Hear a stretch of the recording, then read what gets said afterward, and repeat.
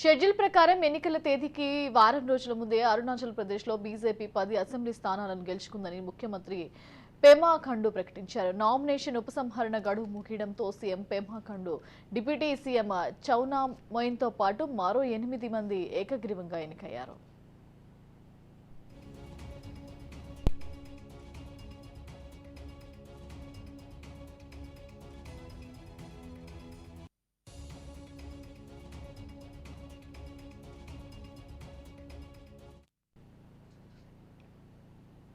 అరుణాచల్ ప్రదేశ్ అసెంబ్లీలోని మొత్తం 60 స్థానాలకు బీజేపీ అభ్యర్థులు నిలబెట్టింది. కాంగ్రెస్ 34 స్థానాల్లో పోటీ చేస్తోంది. అరుణాచల్ ప్రదేశ్లో ఏప్రిల్ 19న అసెంబ్లీ ఎన్నికలు జరగనున్నాయి.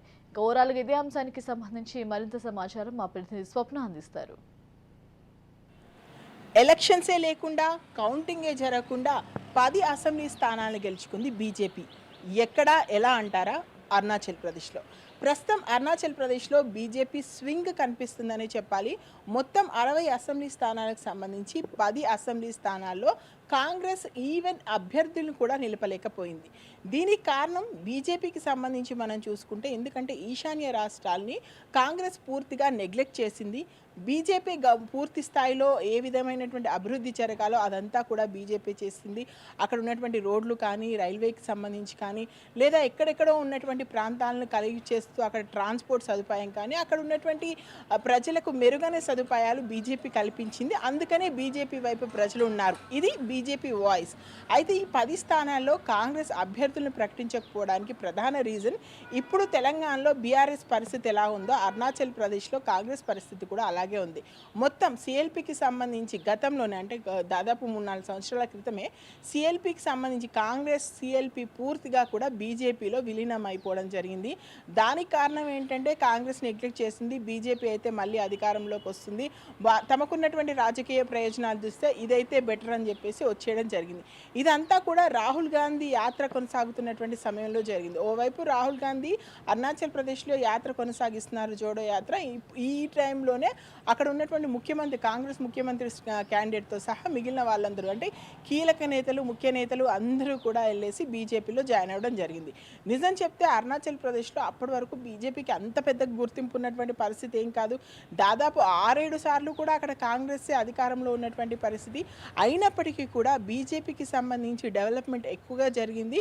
ప్రస్తుతం బీజేపీకి వెళ్తేనే బెటర్, ఫిర్ ఎక్ బార్ మోదీ సర్కార్ అంటున్నారు. కాబట్టి ఈ టైంలో కాంగ్రెస్ అయితే వద్దు, బీజేపీ ముద్దు అనుకుంటూ బీజేపీలోకి అయితే వచ్చేసారు. అయితే కనీసం 10 స్థానాల్లో సరే మొత్తం మెల్ట్ అయిపోతే అయిపోయారు, ఎమర్జీ అయిపోతే అయిపోయారు, కనీసం అభ్యర్థులైనా ప్రకటించాలి కదా కాంగ్రెస్కి సంబంధించి. ఇంత పెద్ద సమస్య కాంగ్రెస్కి ఎందుకు వచ్చింది అంటే, అక్కడ కాంగ్రెస్ చెప్తున్న మాట ఏంటంటే పూర్తిగా బెదిరింపులకు పాల్పడుతున్నారు.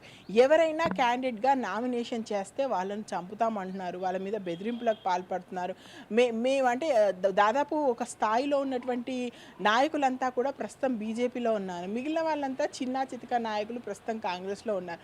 ఆ నాయకులు వెళ్ళి నామినేషన్ వేస్తే మా పరిస్థితి ఏంటి? అండ్ ఇంకొకటి, ఎలక్షన్స్ అంటేనే డబ్బుతో కూడుకునే పని. డబ్బు లేకుండా అయితే ఏది జరగదు కదా. ఇప్పుడు మనం అక్కడికి వెళ్ళి నామినేషన్ వేసి అక్కడ గెలవమని తెలిసినప్పుడు కనీసం డిపాజిట్లు కూడా రావు అనేటువంటి ఇంటిమేషన్ మనకున్నప్పుడు మళ్ళీ ఎందుకు అక్కడ నామినేషన్ వేయాలి? అలా నామినేషన్ వేయడం ద్వారా జరిగేది ఏమీ లేదు, అనవసరంగా ఘోర ఓటమి మన ఖాతాలో పడ్డం తప్ప. సో ఈ 2 ఆలోచనల మధ్య కాంగ్రెస్కి సంబంధించినటువంటి నాయకులు ఎవ్వరూ కూడా వేయలేదు. అక్కడ పోటీ కాంగ్రెస్ బీజేపీ మధ్యలోనే ఉంది. నిజానికి కాంగ్రెస్ గట్టి పోటీ ఇవ్వదలుచుకుంటే, గతంలో అధికారంలో ఉన్నటువంటి పార్టీ కాబట్టి ఇవ్వదలుచుకుంటే ఇచ్చేటువంటి అవకాశాలు ఉన్నాయి. కానీ ఈశాన్య రాష్ట్రాలకు సంబంధించి కాంగ్రెస్ నెగ్లెక్ట్ చేసిందా అంటే ఎస్, నెగ్లెక్ట్ చేసిందనే చెప్పాలి. ఎప్పుడైతే మోదీ అధికారంలోకి వచ్చిన తర్వాత ఈశాన్యం అంటే ఒకసారి ఈశాన్య రాష్ట్రాలకు సంబంధించి ప్రత్యేకమైనటువంటి దృష్టి పెట్టాలి అని చెప్పేసి అక్కడ నాయకుల్ని దింపారు, అక్కడ డబ్బులు పెట్టారు, అక్కడ అభివృద్ధి కార్యక్రమాలు చేశారు. సో ఇదంతా కూడా మాకు వర్కౌట్ అవుతుంది అని చెప్పేసి చెప్తున్నారు. మొత్తానికి అక్కడ ఉన్నటువంటి ఫైమాఖండ్ ముఖ్యమంత్రి ఉన్నటువంటి ఫైమాఖండ్, ఇప్పుడు గతంలో ఉన్నటువంటి ముఖ్యమంత్రి, ఇప్పుడు ఆయన చెప్పేది ఏంటంటే పూర్తి స్థానాల్లో కూడా మేము స్వీప్ చేస్తాము, 60కి 60 స్థానాలు మా ఖాతాలోనే పడిపోతాయి. అసలు కాంగ్రెస్ కాంగ్రెస్కి సంబంధించి ఒక్కరు కూడా ఇక్కడ ఖాతా తెరవరు, అరుణాచల్ ప్రదేశ్ మాదే అంటున్నారు. అయితే ఇలాంటి పరిస్థితి ఎందుకు వస్తుంది? అరుణాచల్ ప్రదేశ్తో పాటు మిగిలిన చాలా చోట్ల ఇదే పరిస్థితి కాంగ్రెస్కి ఉంది అనేటువంటి వార్తలు వస్తున్నాయి. దీనికి ప్రధాన కారణము నాయకత్వ లోపం. ఉన్నటువంటి నాయకులు కూడా బీజేపీలోకి వెళ్ళడం అండ్ బీజేపీ పూర్తి స్థాయిలో కూడా ఎవరైతే ముఖ్యమైన నాయకులు ఉన్నారో వాళ్ళని గాలమేసి కనుక చేపని ఎలా పడతారో అలా బీజేపీ ఒక్కొక్కరిని గాలమేసి పడుతుందని చెప్పుకోవచ్చు. వాళ్ళందరినీ కూడా అంటే ఎక్కడ ఎవరు ప్రభావితం చేస్తారు. ఈవెన్ మనం తెలంగాణలో చూసుకుంటే కూడా ఇప్పుడు వచ్చినటువంటి నాయకుల్లో 9 మంది కొత్త వాళ్ళే ఉన్నారు. ఈ 9 మందికి సంబంధించి కూడా బ్యాక్గ్రౌండ్ ఏమి రైట్ భావజాలం కాదు, బీజేపీ భావజాలం కాదు. అయినా రేసు గుర్రాలు కాబట్టి వాళ్ళని కలుపుకోవడం జరిగింది. నయానా భయానా మొత్తానికి ఏదో ఒక రకంగా బీజేపీ అయితే తన దారిలోకి తెచ్చుకుంటుంది. ఓవైపు కాంగ్రెస్ అంటూనే ఉంది ఈడీని ప్రయోగిస్తున్నారు లేదా మరొక సంస్థను ప్రయోగిస్తున్నారని.